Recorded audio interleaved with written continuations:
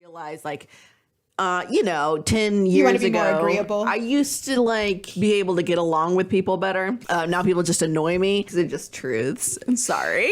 This quickly evolved to your own therapy. I did not mean for the study to elicit this behavior out of you. I don't know what's happening. Welcome back and Happy New Year. We are Attached, a podcast about the loved ones we're attached to and the good, the bad, and the ugly advice about those relationships that maybe we shouldn't be so attached to. We here at Attached want to share ways to enhance your relationships and debunk all of that bad relationship advice using science. I'm Dr. Patricia Robertson out of the University of Tennessee. I'm Dr. Jacob Priest from the University of Iowa. And I'm Dr. Sarah Woods at UT Southwestern Medical Center in Dallas, Texas. Today, Jacob is going to bring us something fun and pop in culture. Then in our academic deep dive segment, we're going to discuss the academic article, Is Perceived Similarity More Than Assumed Similarity? The interpersonal path to seeing similarity between self and others.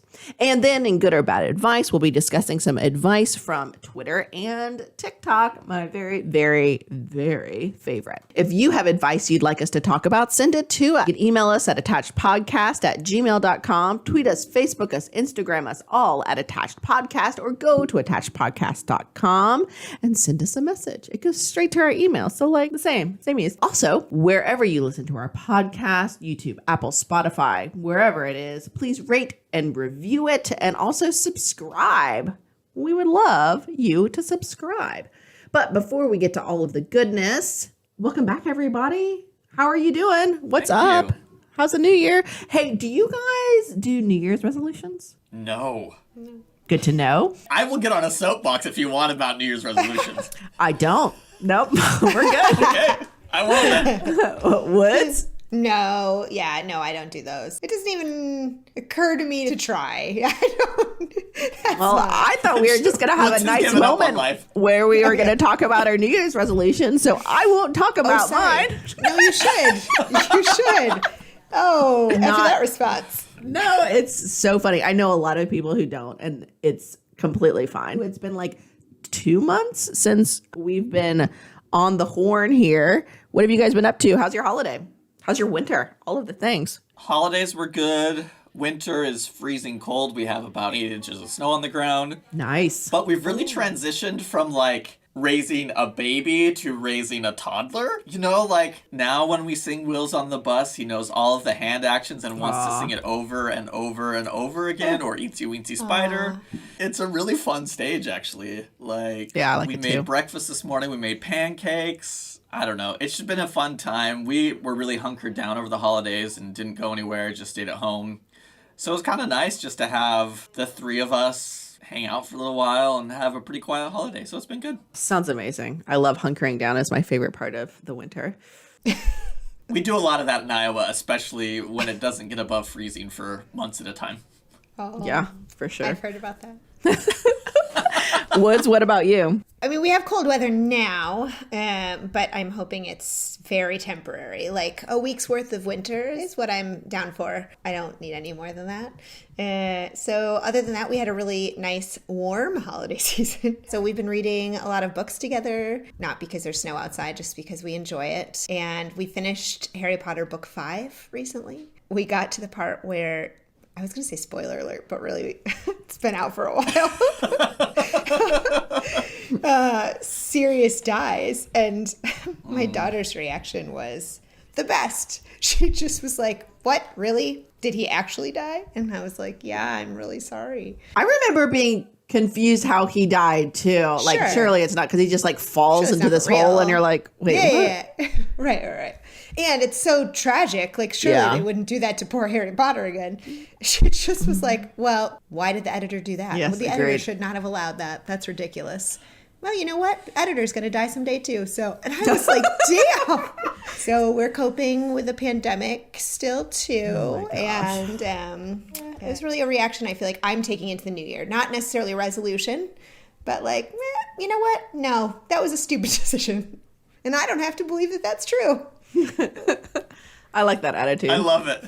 We did a lot of hunkering down here too over the break. It was fantastic.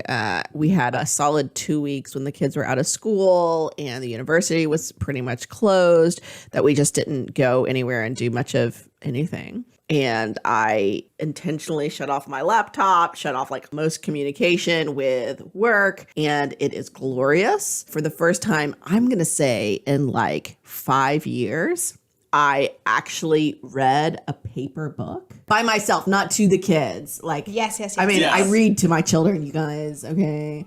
Actually, if we're being honest, my husband does most of that, but that's fine. He just has a really good reading voice, And I read a book. It was fantastic. I just got engrossed in it. It wasn't anything like highfalutin or academic. It was just pure brain candy. It's called The Love Hypothesis.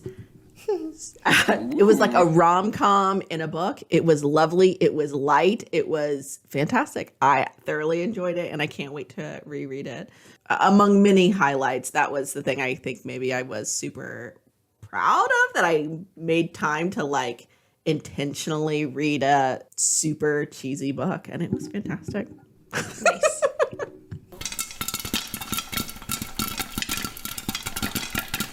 First up, pop and culture. We learn about relationships from our friends and family, but a lot of what we think about love and relationships come from what we see in pop culture. For this first segment, we take a moment to highlight events in pop culture that influence people's lives and how we view relationships. Jacob, what do you have for us on this lovely new year? So as my child has gotten older, the amount of reality television has gone down, and the amount of cartoons has gone up dramatically. So An inverse that'll relationship, probably be as some reflected. statisticians would say. Yes. Have you all seen the movie Encanto? Yes. If you haven't yet, I think that describes family dynamics better than any movie that I've seen in, as far as I can remember, in the last year or so. I agree. If you're not familiar, it's based on a family. They had to flee their home originally, and the patriarch, the grandfather of this family, is tragically killed. But in that, a miracle happens, and this magic house appears, and then all of the siblings and grandkids get special magical powers, except for one granddaughter, who the story really focuses on. I want to talk specifically about The Brother, and probably one of the best songs from the movie. Agreed. We don't talk about Bruno. Bruno's gift is the ability to see the future. Everybody didn't like that gift because they would go, "Hey, Bruno, what's going to happen?" And then he would say what's going to happen. And then it would happen, and they would be really upset about it. So Bruno eventually leaves, disappears, and nobody talks about him anymore. You come to find out that Bruno is actually living in the walls of the house. And Spoiler spying alert. on the family. That is a spoiler alert. Yeah. Oh yeah, sorry. Whereas my Harry Potter information, not so much. What I think illustrates really well is how families organize themselves around secrets. Right? Even though Bruno was supposedly gone, disappeared, he was still present. I mean, physically in this case.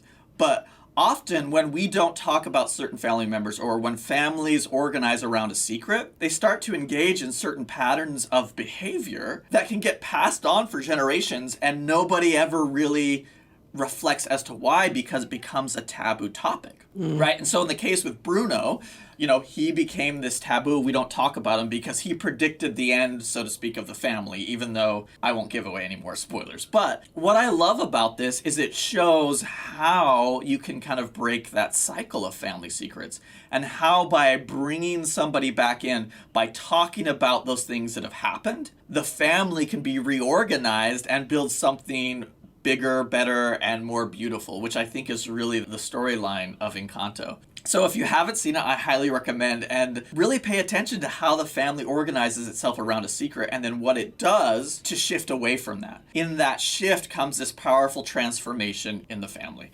I see this frequently in my practice, where families who have organized themselves and their relationships around a secret, once they can learn to talk about it and it doesn't carry so much weight and importance, the freedom and the flexibility they have to be themselves in relationships really changes. The music in Encanto by Lin-Manuel Miranda is fabulous. I loved it. My wife loved it. Our son loved it. So go watch Encanto. It's just great. I agree. Yeah, it's a fun one. Go check it out. And also, another spoiler alert. Tune in next week because we have some hot takes on Encanto as well that I was going to bring. So I'm really excited with this through line of Encanto because it is an excellent movie. Ooh. Oh no, I guess it's not a spoiler alert. It's like a teaser. Whatever. Sure. Terms. Who needs them?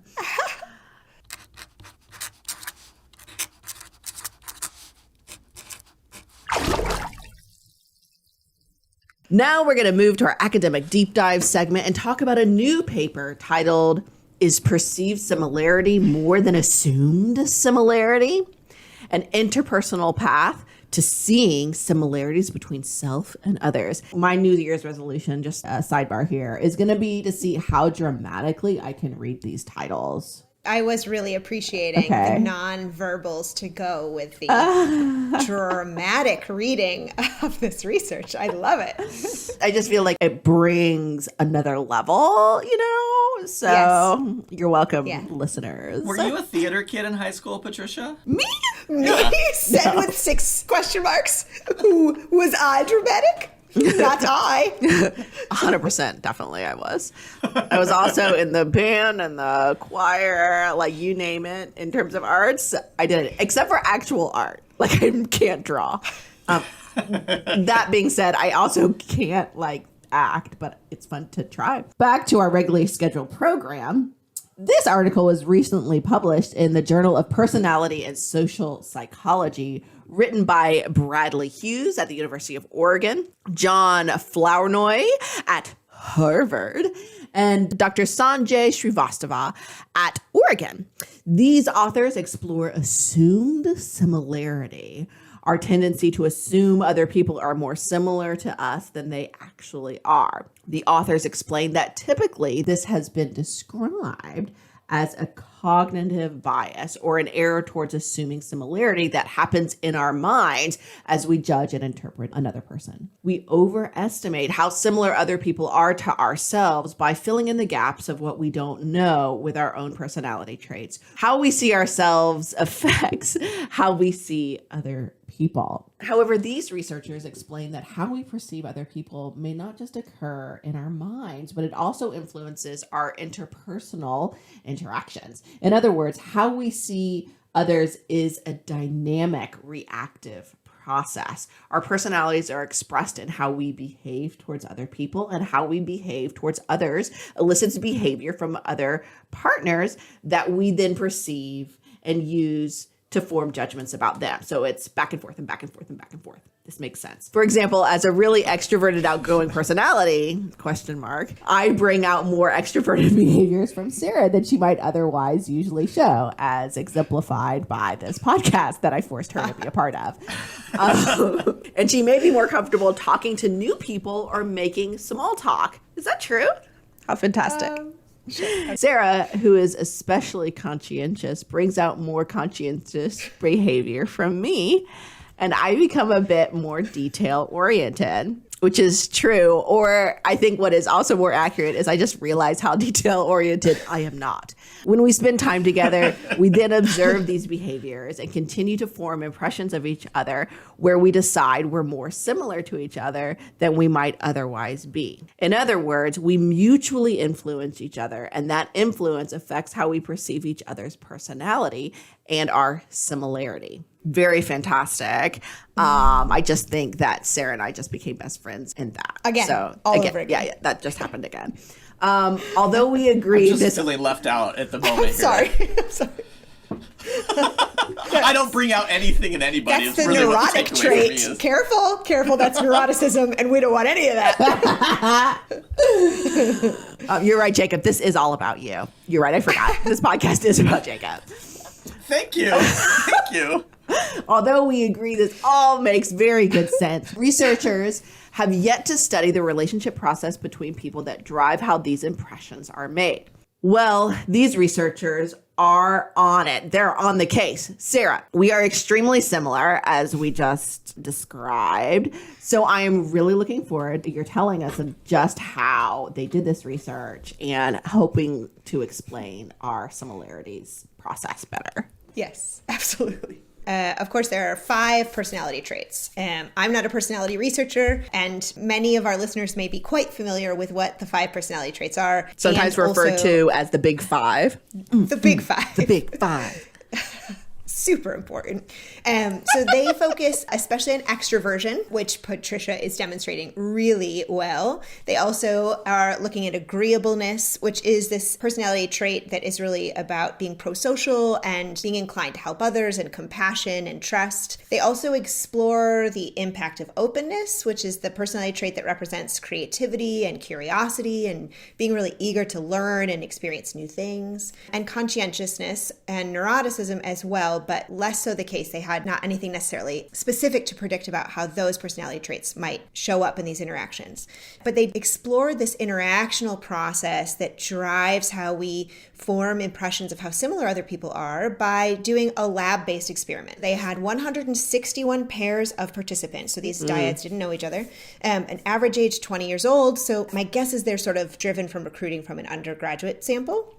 Yeah, that's what it sounds like. 63% women, 64% white. So the day before this lab-based task that I'm going to describe, the participants each completed surveys describing their personality traits and their interpersonal style. So when they interact with other people, do they tend to be more submissive, more dominant, more agreeable? The 4th subscale, which I had never heard this word ever, and I love it, was quarrelsomeness. Ooh. I know. Do I tend to get in interactions and become very quarrelsome? It sounds very British. Does. It's a very fancy way to say it. Would be a term used in like Pride and Prejudice. Oh, yes, right. I could not possibly marry him. He's full of quarrelsomeness. So when the participants got to the lab, they were assigned a partner that they'd not met before, and they were engaged in art gallery task. I just love this so much. The creativity. I love art galleries. I know. I feel like social psychologists come up with when they do these experiments is just brilliant. It's so fun. So they were placed in a lab room together and given 20 minutes. They were told to assume the role of co-managers of an art gallery. And there were 20 paintings face down on a table. And their job as co-managers were to select 3 of the 20 paintings to hang in the gallery. So they had to take turns flipping over one painting at a time and discussing with each other what they liked or what they didn't like about the painting, and then making sure that both of them had a turn. So if I went first, then my interaction partner has an opportunity to say what they like or don't like about the painting. So after discussing all 20, then they're told to use any criteria that they choose to select the 3 that they would like to hang in their fictional art gallery. To make sure that participants were engaged and motivated to have these conversations, they were also told that there was a $100 prize for the team that selected the best 3 paintings to make sure that they engaged. Yeah, really interesting. And so they did that for 20 minutes. They all spent 20 minutes together as co-managers of a fictional art gallery. And then afterwards, those participants rated their partners using the same self-report surveys that they had completed the day prior, describing themselves. So they're rating their partner's personality traits, their partner's interpersonal behavior. And all of these interactions were video recorded. So they had trained coders who then coded the behavior that was expressed. But what was interesting was they edited the video so that each coder could only see one of the participants. They could hear both of them, they could only see one. So they were coding just that one participant using, again, the same scales as the self-report surveys, coding the person I observed exhibited this personality trait and this behavior and this interpersonal style, etc. So then they had essentially 3 different kinds of information, right? Reports about myself, reports about my perception of my partner's perceptions of me, etc., as well as the video recording, that coded behavior. So what they found at a baseline, right, our self-reported traits impact our own behavior. What the behaviors observed in ourselves match how we describe our personality. So especially true about openness. It was less so about extroversion, agreeableness, conscientiousness, and not at all true about neuroticism, which I don't know which direction that went. Like if I say I'm super neurotic, but I show up to the task and I'm just like really super agreeable or not remotely anxious. I don't really know how that works, but I like it a lot because I hope that's the direction. The other direction would be also super fun. I'm not at all neurotic, and you show up and you're like, geez. So what they found Moses. was that some of these personality traits did impact or related to how your partner behaved in the task. So fascinating. So if I express extroversion, specifically they looked at how sociable the participant was, it elicited that a similar sociability in their partner, they would express sociability. They also found that if I expressed assertiveness, it elicited dissimilar behavior, which is what they predicted. The more assertive I am, the less assertive my partner is sort of backing out a bit, right? They're going to be less driven, which is what they predicted. Some of these characteristics, they're saying you're not going to necessarily drive, which is good, right? That's adaptive behavior is how I interpret that. If we're both going in there and the more assertive you get, the more assertive I get, I mean, it's a lot, right? Escalation. So you see some of this complementary, dissimilar behavior. The more expressed in my behavior, the more openness my partner, the more behavior that they expressed that looked like openness. Neuroticism also was associated. So the more I expressed neurotic behaviors, especially depression, the more you saw that from a partner, whereas anxiety and emotional volatility elicited dissimilar behavior. So if you were more anxious, your partner showed less anxious behavior. Oh, interesting. They try to control the situation. I feel like it goes up for me when I'm with somebody who's sort of anxious and neurotic. I feel like, I get more, which is a really great trait for a therapist, by the way. Just really.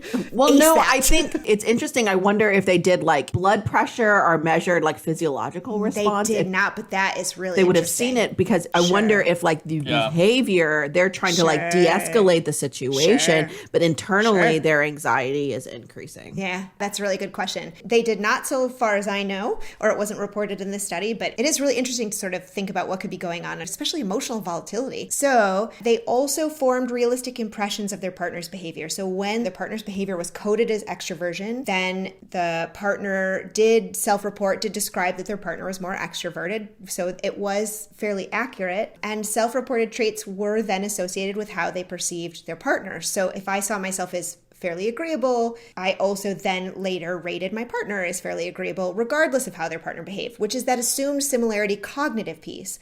But on top of that, they also found that how I behaved changed or was related to the behavior that was expressed in my partner back and forth in these dyads. So they looked at what they called double mediation, which is this back and forth pathway they're talking about, and they found support that my personality influences my perception of other people, but that is through my expression of my personality traits, which then elicits similar or dissimilar behavior from my partner. And then subsequently after that, I then report an accurate perception of that behavior. So there is some assumed similarity, but also there is this influence that these dyads had on each other, which I think is really interesting. It's a really cool way to demonstrate this micro level process of how relationships work, especially in these otherwise strangers. Where they're forming, Yeah, relationship formation, right.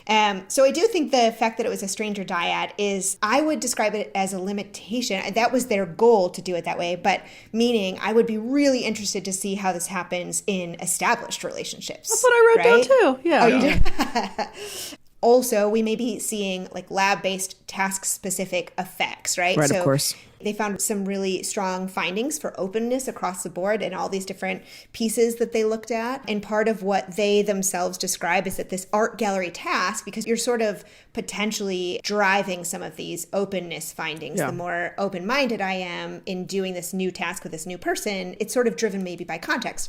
Which, yes, is a limitation and also really, really important, right? They're sort of scaling up from this internal intrapsychic process, how we make judgments about people, to thinking about this as a relational process. But I think, right, this task-specific effect, this contextual effect that they're saying, the art gallery drove openness, is also reason then to look at how this relationship process is driven by the context we're in. If I do this with somebody I work with, it's going to look different than if I do it with my husband, where obviously the 3 paintings I choose are the best paintings no matter what. That's the criteria. And there's my neuroticism, and emotional volatility. So they were also motivated through promise of a prize, which is sort of interesting. And so I don't know how this replicates in the real world. That wasn't necessarily the author's goal here, but I am curious about how it replicates in the real world. So I think the interesting takeaway that I was really drawn to in this paper is that we bring out the best in others. We at least sort of bring out what we know to be true about ourselves. And that's really important, because I think that it means that how we view others is affected by how we view ourselves. And that changes as we interact with each other. We influence each other when we are interacting. And so also I just wonder if a possible takeaway is that it can be helpful to be open-minded in our opinion of others. Sometimes people get really stuck in their judgments of other people and have sort of a one-dimensional view of a person. But if I interact with them and potentially part of what I'm seeing that I don't like is driven by what I'm bringing to the table, then it would be valuable to have more non-judgmental stance in meeting people and forming relationships, but also in maintaining relationships. So I thought this study has a lot of cool possible implications for how we understand relationship interactions. Yeah, I agree. This is a really great find. The method that they use to code people separately really fascinates me. I'd love to see that with like in couples therapy, or like see how it could be extended to other dyads too. I think it has a lot of promise. I personally haven't seen couple interactions being coded this way. I don't know if either of you have, or intentionally coded this way exactly. I don't think so. So I think when like family level behavior is coded or couple level behavior is coded, it doesn't happen very often in the literature in terms of what you're talking about, in terms of the couple or family therapy context. But it's absolutely something that should be happening more, especially as we think about the change process, intentionally shifting interactions in therapy. Yeah. I think what you're describing is super important. It could be really, really cool. And I'm just thinking personally, we have some video currently, so maybe we could try it at some point. Oh, for your own research studies? Yeah. Oh, yes. Very. Were you making notes? I'm like, this is a very cool study. And also, what does this mean for my own research? This mean for my personal research. What, though? Is that not like the highest compliment for these researchers too? Hopefully. Like, your work is so cool. It instantly inspires me to think about how I could do some of my own work differently. Yeah. So super, super cool work. As far as I could tell, the first two authors are students, research assistants sort of thing. Right? I know, the creativity. It's just blows my mind. To be young again. To be young and have time available to think abstractly. Yes. I know. That's right. To be able to have that. I will just steal their ideas. So I don't know if the personality trait of openness is actually tied to youth, but I feel like that's what I'm perceiving here. A dissimilarity between myself and the incredible brilliance and openness of these authors. Well, that leads me to my next thought that I had is like, I love this finding about openness. It has been on my mind for a while, like trying to be intentional of being more like giving and open in relationships, with strangers and people out and about. Usually I'm just like, F off. I'm just going to do my own thing. No, I know it's not healthy. Volatility right I know there, it's not healthy, but it's something I've been trying to like realize, like, 10 years ago, I used to like be able to get along with people better. Now people just annoy me. So listen. Oh my gosh. These are just truths. I'm sorry. This quickly evolved to your own therapy. I did not mean for the study to elicit this behavior out of you. I don't know what's happening. Anyway, it just reminded me that like me trying to be more intentional about being, open with people, whatever. Sure. Agreeable. Compassionate. Maybe not agreeable, like, 'cause people are wrong and I'm right. But like the openness part, I think, is like, I was just trying to like be more like open to like talking to people. I got it. Whatever. Oh, I'm going to be more introverted after this conversation. I think that's what's going to happen. You're driving me back. Oh, no. We're demonstrating the opposite. Is it because I was too aggressive? Is that what happened? The anxious bit? No, it wasn't that. Great research overall. Really, really cool. Didn't mean to put it into a dark spot. I'm really excited about being more open with people. Woohoo! Boo! Woohoo! Yeah! Finally, time for good or bad advice, where we talk about pervasive relationship advice in our culture. We hear relationship advice from our parents, family, and friends. We see advice about how to be in relationships from movies and TV shows. And we read endless advice spewed at us on social media, blogs, and all those numerous top 10 lists. But you guys are going to be shocked by this. A lot of it just isn't actually good advice. And it's not good for our relationships. What? I know. What? I know. So this is the part of the show where we use science, mind you, not just spouting off the top of your head like I just did about openness, to decide if the advice is good or bad.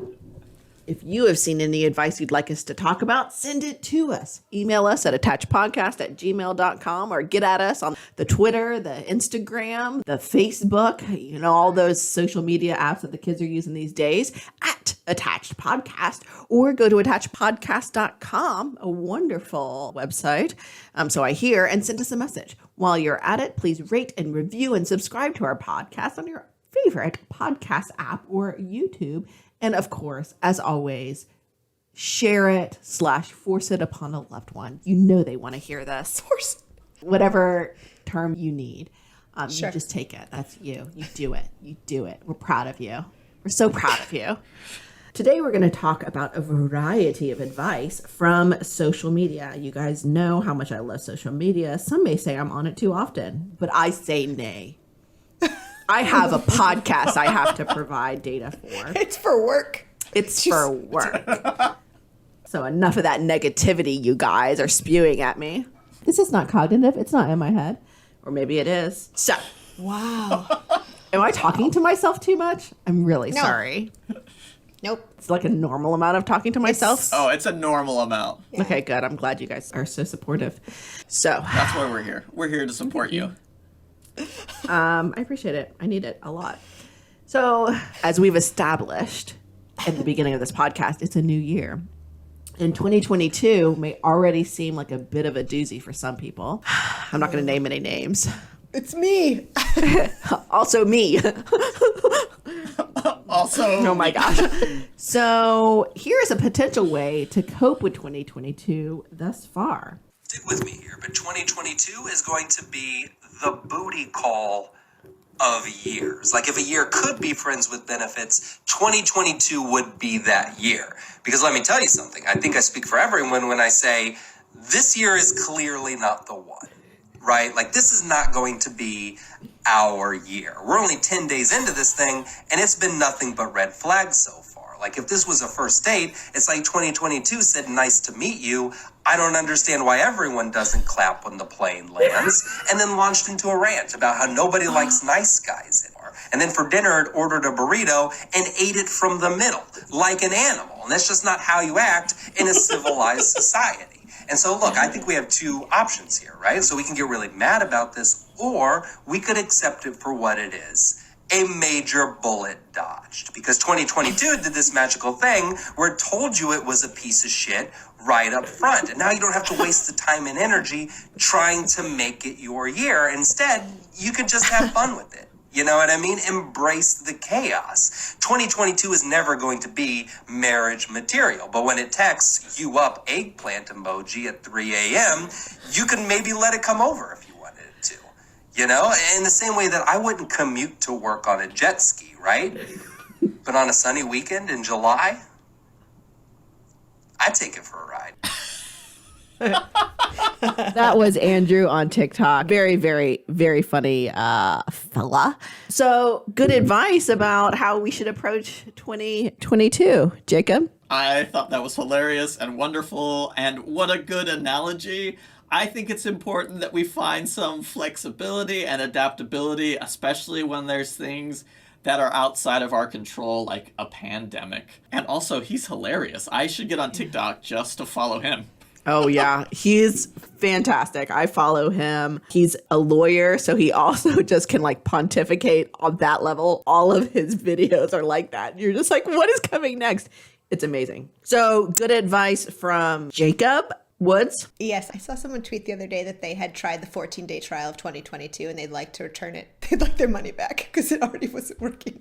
Oh my gosh. And this is a much better relational metaphor of when there's a lot of red flags, lower your expectations and don't commit for life. I agree. I guess that's why I don't do New Year's resolutions, because I don't want to have hopes and dreams so early on. Circle. I go crushed. Yeah. That's not science, by the way. That's just my own I just personal feel fears. like that clip, I don't want to have hopes and dreams, should not be taken out of context for the record. Sure. It was that depression trait, the neuroticism. It was coming right back up again. Jacob did that to me. That's what's happening. So Jacob creates depression in us? Is that what I just heard? His That's probably fair. neurotic Oh, traits. his neurotic traits. Okay. Right. His neurotic. So great advice, I think I'm hearing from Andrew. Here's another potential take on 2022 from Twitter to help people cope. This is actually one that Sarah kindly sent to me from Ivan Coyote. I've officially run out of enough serenity to accept the things I cannot change. There's simply just not enough fucking serenity to be had at this point. Maybe this is a supply chain issue thing too. I don't know. So good or bad advice, Jacob. Now that you know we both laughed about this, I'm just curious what you think. Good advice. I like that. If you're not familiar, this hoping for serenity of things you cannot change comes from 12-step programs. And the last I read about it, there's not a lot of great evidence for 12-step programs. A lot of people find them useful, but not all people. So that's just the side note science take. Sometimes I have a difficulty with these 12-step programs and kind of what they promise and what they expect. But I agree with this take. You know, like sometimes you just can't have serenity and the expectation is that like, okay, I'm not going to be able to control these things, so I'm just going to be at peace. Is bullshit. Sometimes you're going to have really shitty days and that's okay. Fully. It sounds like sometimes it can easily venture into toxic positivity. Woods?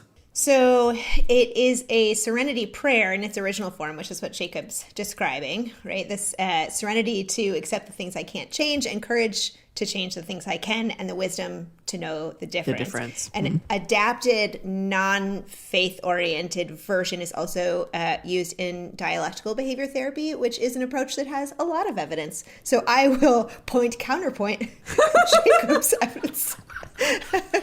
But not having enough serenity to accept the things you cannot change is either meaning you're getting fired up to help create change, or you're just angry. And that, honestly, it just sounds like wisdom. They know the difference. So it's not science, but I fully support it.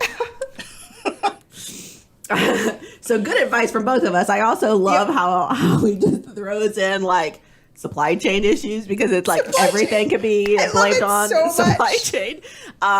Side note, guess whose car has been in the shop for the past 2 months because of supply chain issues? Wow. It's still there, not going to be done until the beginning of February. So really exciting times here in my household. But yeah, blame everything on the supply chain. I'm here for it.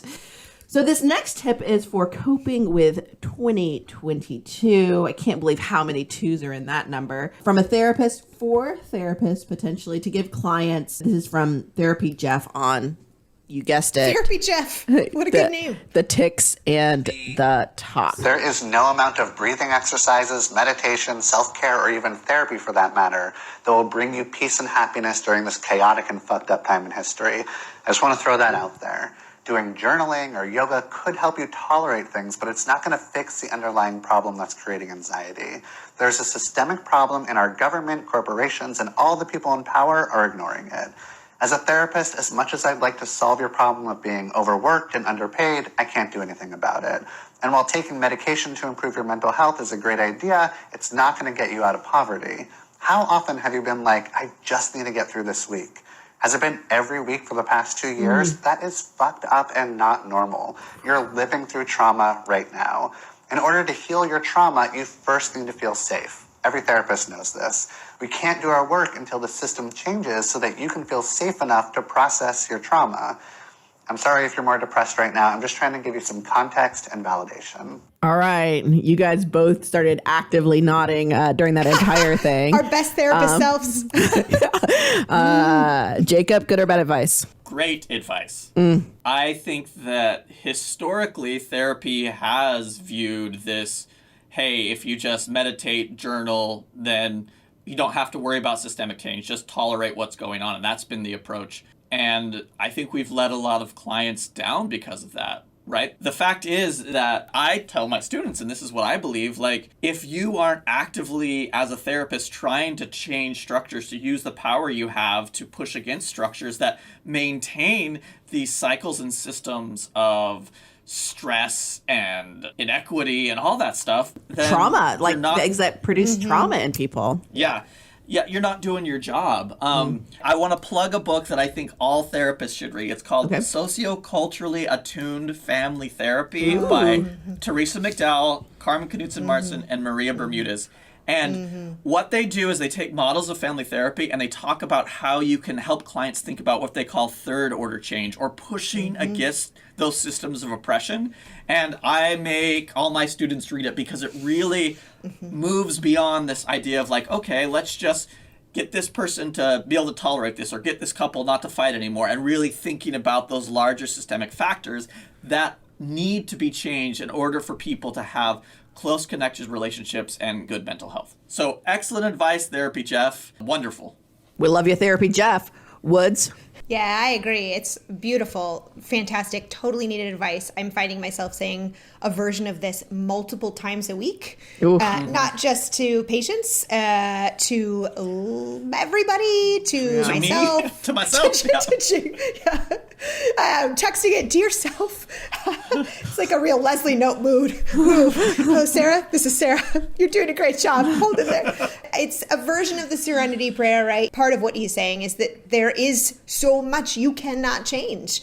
And that's not on you. You have to know the difference between what you can change and what you can't. Right. And no amount of deep breathing is going to change the fact that we've been living through nonstop trauma for 2 years. What it's done to our bodies, what it's done to our minds, what it's done to our relationships, what it's done to every aspect of our life. It's not some small isolated trauma, which is often how we try to talk about trauma. Like it's a singular trauma. That's not what this is. And so part of what he talks about is that those skills are for tolerating the stress. And that is also part of dialectical behavior therapy, this idea that, along with many other types of therapies, but how powerful and necessary it is that when you are in a very high stress situation, part of how you protect yourself and survive that in the moment is to tolerate the stress, to soothe yourself, to find meaning where you can, to focus on relaxation, to take care of your body in little ways as much as possible. And that is all to tolerate the stress. It's not to change these systems that are failing people on the regular. And that is super, super important. I would imagine that people didn't hear that message and feel more depressed. I imagine that they heard the validation, and it was really lovely. Yeah, I agree. Great advice. Therapy I see that he and I are quite similar, actually. You perceive it? Since we're a big fan of Therapy Jeff, just so I can't wait for him to join the pod, and maybe we can do like an art project together or something, and just like build on our similarities. Oh, he's probably quite conscientious, you might say. He might be also very open, you might say. Agreeable. I'm sure he's going to love us simping after him. Changing focus away from 2022. Next, from TikTok, a woman talking about how she and her husband have stayed married for, I think she said 11 years. I married really young, and statistically, my marriage was over before it even started. We were both from divorced homes. We were teen parents. We were both under the age of 18. He was joining the military, and like statistically, there's just a bunch of things that add up to y'all are getting divorced. But he asked, and I wanted to say yes. So I did, and I told him I could promise him a year and not a lifetime, because I was 17, and who the fuck knows what they want when they're 17. So every year on our anniversary, we decide if we're staying married for another year or if we're getting divorced that year. And I got a lot of shit for it 21 years ago. 21 years ago, sorry. But it was 21 years ago, and this August is our 22nd wedding anniversary, so I would say it worked out pretty well. Choose to re-up every year. So I got that number completely wrong. It was 21 years together. So thoughts, good or bad advice for the general? Obviously it worked for them, or has up to this point, but re-upping every year. I'm not necessarily asking good or bad advice of getting married at 17. It's the good or bad advice for re-upping every year. What do you guys think, Jacob? I like this idea of kind of like recommitting, like refocusing and doing that. I kind of feel like it's a little bit black and white in this idea of like, are we staying married or are we getting divorced? Right? Like, interesting. I get the sense too of maybe doing that at 17 because at 17, I didn't know what my life was going to look like a year. No, I think that after some time, hopefully it doesn't have to be as stark as like, hey, you know what? I got a little bit distracted from our relationship this year. I'm going to refocus a little bit and make sure I'm putting my priorities where I want them to be. Or, I mean, having the conversation, I think, every year of like, all right, so we staying married or we going to get divorced, really kind of shows, I think, is a little polarizing. So the main concept is good of trying to engage again in that commitment, because we know commitment is really important to long-term relationships, right? Yeah. It can predict like stability and continuity of relationships. I also a little bit hesitant to fully endorse it just because of the starkness of like stay married or get divorced, but overall I think it's pretty good advice. Okay, so overall, good advice with some caution tape around that endorsement. Yeah. Woods? So it reminds me of this phenomenon that like Scott Stanley talks about, the sliding versus deciding. My favorite. It sounds sort of like early in the relationship, they were maybe sliding pretty quickly into a pretty intense relationship commitment to make at that age. And part of how it sounds like, at least in her frame, part of how they have compensated for that moving really quickly at the start and lots of upfront inertia is more intentional decisions from there on out, which is, she's right, it is potentially how they're countering some of the statistical likelihood that their marriage might not otherwise have made it. Statistics would not have said their relationship was over before it started, but she is describing a lot of risk factors for that relationship not lasting. I agree with Jacob that it being black or white is not necessarily helpful. My guess is that's probably also not what it looks like in real life for them. My guess is that each year they're doing a really intentional conversation about where their relationship is and where they want it to go, and sort of an intentional recommitment, which I think is positive. I got together with my spouse at 16 and we've been married for 21 years also. So no, wait, we haven't been married for 21 years. Wait, what year is this? Oh, no. 22. We've been together 21 years. My apologies. That's what I meant to say. We've been married for, oh my God, don't tell my husband. I have no idea. 7 years. No, wait. What? 14 years. Oh my God. Say, like, Sarah, I've known you for longer than 7 years, and you were definitely married before I met you. Don't worry. I'm the one that's responsible for breaking down the stats in that academic section. Oh my goodness. Jesse's not listening, I'm sure. We won't worry about that. So my anecdote didn't help in terms of math or it made us in laugh, terms though. of being an anecdote. So, hey, commitment. Commitment, but not necessarily tracking that commitment. I know. We obviously intentionally recommit every year. How long's it been? Yeah, I don't know. It's been a while. So the next one is a tip of the day with a tip of the hat. Advice from a sister and brother. The brother has autism and they do tips of the day. This is on TikTok, and I just am wondering, good or bad advice? Do you know what we haven't done in a really long time? What? We haven't done a tip of the day. That's right, we haven't done tip of the day in a really long time. Well, that's changing today. Yep. So what's the tip of the day? Today's tip of the day is, even if you think a baby looks ugly or has an unflattering feature, don't mention it. True. This sort of remark can be very hurtful and serves no good purpose. I agree. Yeah, you don't want to tell a parent that their kid's ugly. Or baby. Yeah, that too. You don't want to tell a parent that their baby's ugly. Yeah, you don't want to do that. Yeah, that can hurt the parents' feelings. That's not very nice, is it? Mm-hmm. That's just something that you can tell a friend later. Yeah. Not to her, not... Yeah, you could say that, like, to a friend or your sibling, like, in private. Exactly. That's like a private thing. It's a private conversation. Yeah. Okay, well, thank you for the tip of the day. No problem. All right. Tip of the day. Don't tell parents if their baby's ugly. Good or bad advice? I love them. I First know. of all. They're Like, what a fantastic. cool sibling sibling dyad. I don't know. Great advice. Don't tell parents their kids are ugly, even if they are, and then tell somebody you love and you're close to later, like, oh So man, cute. did you see that ugly kid? baby? Because then it makes for good telling of stories and sharing, like, I saw the ugliest baby today. Let me tell you about it. I'm all for it, so great advice. Great advice from Jacob Woods. I agree. It's so sweet and adorable and totally science-based advice. Nobody likes to hear that their baby is ugly. Everybody believes that their baby is beautiful.